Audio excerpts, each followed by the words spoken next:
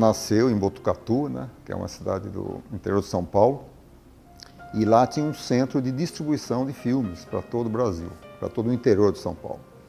E lá ele teve uma grande proximidade com o cinema assistido, né? Assistir cinema.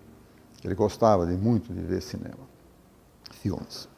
E depois ele foi para o Rio de Janeiro, ele fez medicina no Rio, e no Rio ele teve muito contato com a elite cultural, ele teve facilidade de conversar com pessoas que lidavam com cinema, lidavam com literatura, e acabou então se envolvendo um pouco mais com isso, né?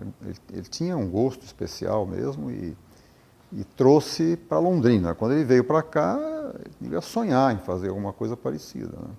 Era o sonho dele, fazer um dia cinema, mas ele achava que era impossível, que era distante, muito, muito complicado, realmente era, né? Devido à distância que Londrina estava dos grandes centros, equipamentos como esse não existiam em lojas aqui.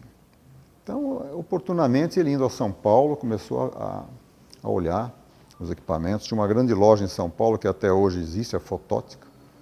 Desde aquela época, essa empresa existiu e foi a fornecedora dos equipamentos dele. Esse é o equipamento básico que ele usou. Tem aqui uma câmera e outra câmera de 16 milímetros. Foi como ele começou a fazer. Depois migrou para Super 8 e depois ainda teve um equipamento de fita magnética, né? Ele usava uma câmera emprestada de um fotógrafo aqui de Londrina e fez alguns filmes bem assim experimentais, aprendendo a usar. Quando ele pegou o gosto, então, ele resolveu comprar. E essas compras foram traumáticas, porque eram equipamentos muito caros. Ele contava com a oposição da família, né? A família não queria que ele comprasse, então ele escondia essas câmeras. E ele dizia para minha mãe que eram câmeras emprestadas, entendeu?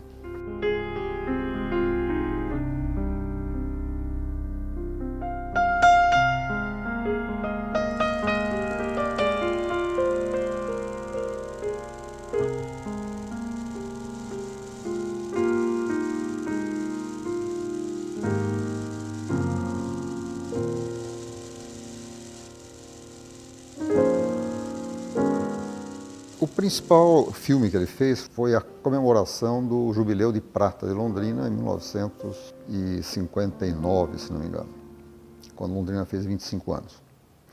Ele experimentou nesse filme algumas técnicas novas. Uma delas era a lente cinemascope.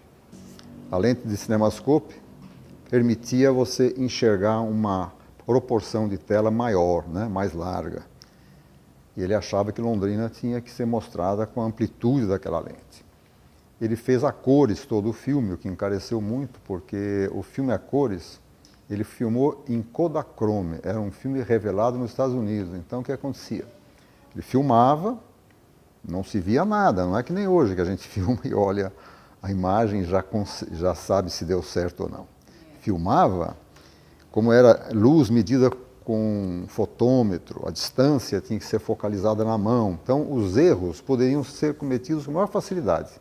Não era rara a vez que ele tinha que filmar 2 vezes, 3 vezes, porque na primeira ele percebeu que tinha feito um erro de filmagem.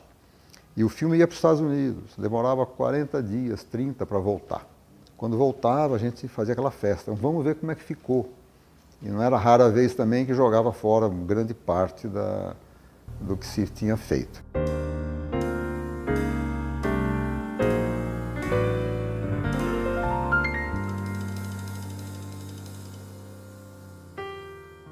Muito antes de ser apaixonado por cinema, ele era muito apaixonado por Londrina. Ele tinha assim Londrina como se fosse uma cidade maravilhosa e tal. Então ele queria documentar, ele queria mostrar Londrina, né? Como ele via Londrina. Ele queria mostrar a chegada a Londrina de uma pessoa que viesse de fora, entendeu? Todas as formas de transporte que chegavam em Londrina. Então tinha automóvel pela estrada, os cafezais que se via aí é do trem. O trem chegando.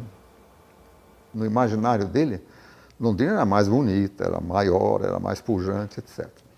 Então ele queria mostrar a força industrial de Londrina, que não existia muito. O que existia era uma cervejaria que tinha sido fundada recentemente e tinha uma chaminé muito bonita, muito grande. Então ele fundiu a imagem de uma árvore, né, de uma peroba, com a chaminé da cervejaria. Então isso ele compartilhou comigo antes. Olha, eu vou fazer isso, que eu quero mostrar o quê? Que sai a árvore e entra a indústria, né, como substituto da mata, né? Naquela época não havia uma visão tão ecológica como tem hoje. Hoje um desmatamento é visto com maus olhos. Na época não, ao contrário, né? Desmatar era a principal atividade econômica, né? A madeira e tudo mais.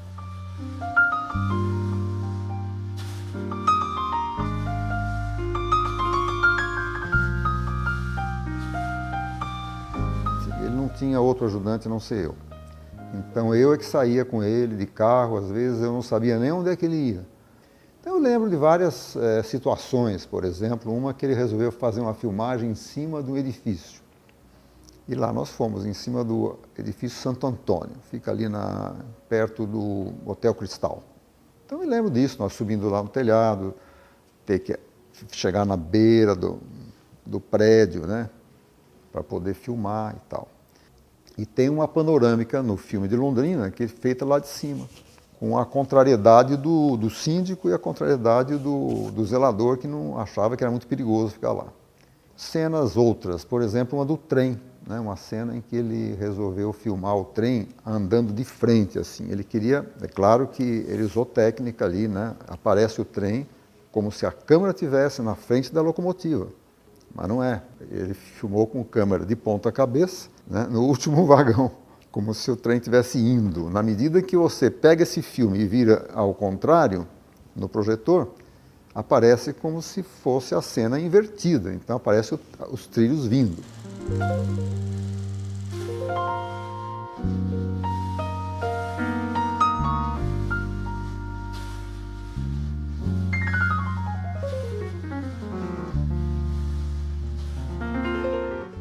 Filmagem do avião, como é que foi feita. Esse é o Dr. Raul Lessa, esse senhor que está aí, ó. É médico também. Aquele foi feito em solo, o avião jamais decolou, né? Ele imaginou isso, o avião sai, vai até ali, depois ele vai para a pista. Parece que decola, né? Eram as minhas irmãs, né, simulando que estavam olhando para baixo, mas na verdade estava no chão o avião, né? Claro que isso ele viu em algum filme, ele deve ter imaginado isso. Essa cena não foi ele que filmou. Ele não voava de avião nem amarrado. Ele instruiu uma pessoa, foi o Dr. Raul Lessa que filmou. Ele tinha medo, pavor. Aí, ó, essa cena, na verdade, o avião está no chão. Ó, o edifício Bosque estava em construção. Esse era um hotel, Saão, hoje está deteriorado ali. Havia Paraná. Um clube, Cell Country ainda. Acompanhei ele praticamente em todos aqueles filmes, né? Ou eu faço parte, aparecendo lá no filme, ou então atrás, levando os equipamentos, carregando e ajudando ele a medir a luz, aprendi a medir luz com ele, né? A escolher a abertura baseada na profundidade de foco, mais profundidade de foco, menos profundidade de foco, tudo isso dava para você escolher, né? As cenas eram feitas normalmente na segunda ou terceira vez que ele ensaiava, né? A gente fazia a cena sem filmar, ele fingia que filmava, mas não filmava. Depois que dava certo, que ele via que estava todo mundo com a marcação certa, aí ele então dizia, ó, vou filmar. Aí tinha que, todo mundo não podia errar. Éramos muito crianças, né? A gente não tinha vocação para ser ator, nada disso. Era cansativo, né? Porque às vezes tinham cenas que não davam certo, uma fazia errado, nós tínhamos uma irmã muito pequenininha, ela não obedecia direito, então tinha que fazer direito. Olha, essa cena foi ensaiada, isso aí já é a terceira vez. Ou você acha que eles iam sentar cada um no seu lugarzinho assim, espontaneamente? Não. Confiança em mim, eu acho que ele confiava demais em mim, não sei porquê. Colocar todos os filhos no barco e mandar remar lá. Ele era muito cordial, assim. Ele, não, vamos fazer de novo. Ele pedia, pelo amor de Deus, mais uma vez só. assim que ele implorava. Ele era muito manso, ele não ficava bravo nunca.